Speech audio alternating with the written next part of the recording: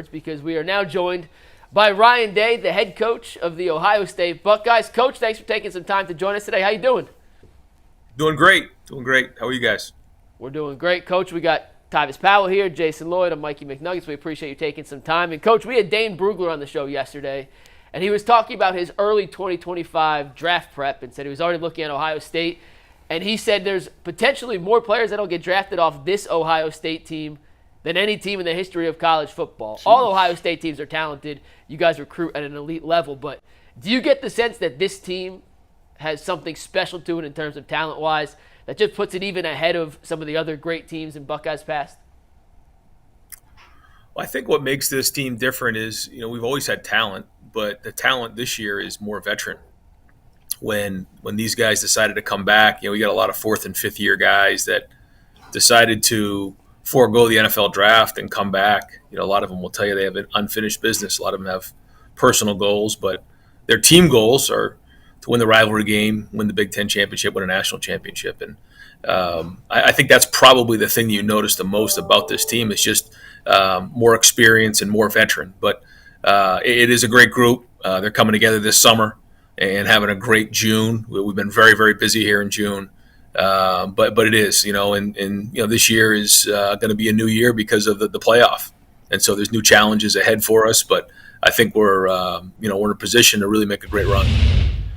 Coach, that you're in a interesting situation because you took over in 2019 and college football was a certain way. You fast forward to just 5 years later and it's so many rule changes, so many different things. How have you been able to adjust to those as a head coach? Yeah. Well, Tyvis, just so many changes that have been going on. And it's almost like in the last 5 years, every year there's been something new. You think about how COVID kind of hit in 2020 and then, what that season was like. And then every year there's been something different. And so it's almost like you just come to the conclusion that every year there's going to be something different that's going on. And we have to adapt with the times. And, I feel like we're very, very well positioned.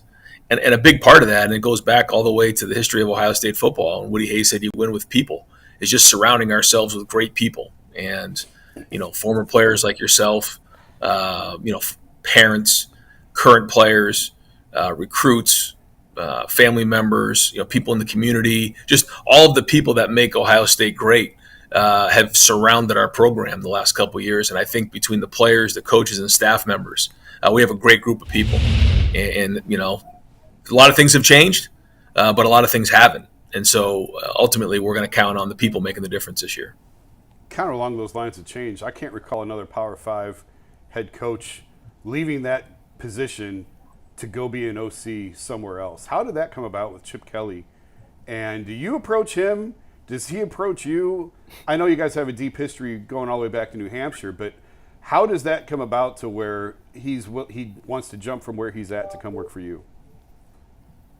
Well, like you said, we always had a lot of conversations. We're very good friends. It goes back a long way. And, he shared with me that after the bowl game, when he had an opportunity to coach the quarterbacks leading up to his bowl prep, he really missed that part of it.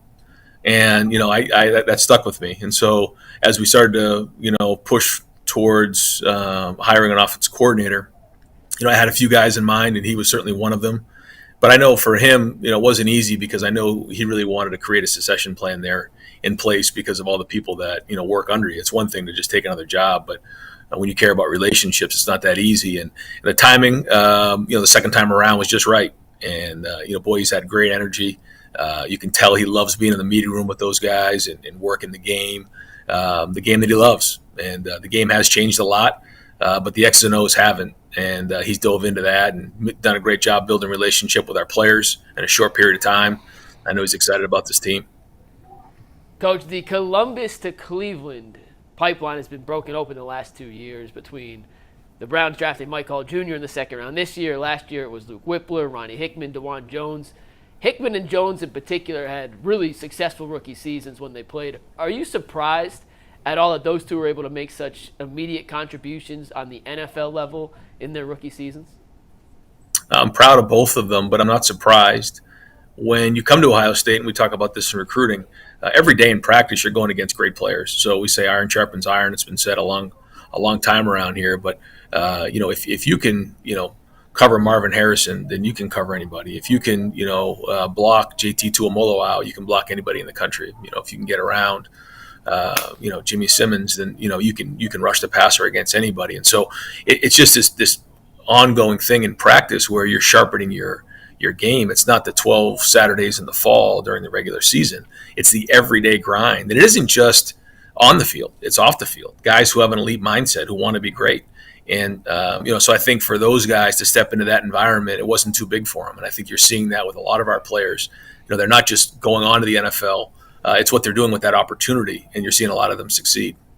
Coach, last year you guys went into the season with kind of still of a quarterback battle between Kyle McCord and Devin Brown. You go into the transfer portal, you get Will Howard, Devin Brown is still there, you add Julian Sang, Lincoln King, all of these guys. And, you leave out of spring ball with not necessarily a number one quarterback. Do you think it'll take as long this year to name a starting quarterback, or is that something that you hope get addressed right away? Yeah, I hope not, but we'll kind of see how the battle goes. I think we're going to need a bunch of guys in that room. And the one thing about all of them is they can run. And I think that's significant. And, the guys are going to have to be that sixth weapon on the field in terms of the skill guy, and whether it's extending plays or accounting in the run game, pulling the ball, reading people, we need all those guys to do that. And so that room has got to win. That room has got to be the best room in the country. I know we are going to have to identify where the reps are going to go here in the preseason, and so I'd like to see some separation there. But that room has got to be strong, and I think you're going to see a lot of them play this year. Is that one of the big changes as we talk about the evolution of college football? I mean, if Kyle McCord beats Michigan, he's probably still a quarterback. Is that fair? And like that one loss, and now all of a sudden he's in the portal and you've got a whole new room of guys that you're trying to sort through. I can't imagine that happening 10 years ago. It's a different world. It is. Yeah, there's no question. And, we know the expectations here. We know what's on the line every time you come to Ohio State, and we embrace it. And that's the same way in recruiting. And, we know what we need to get done. And when it's not done, then we all have to take a deep breath and figure out how we're going to move forward.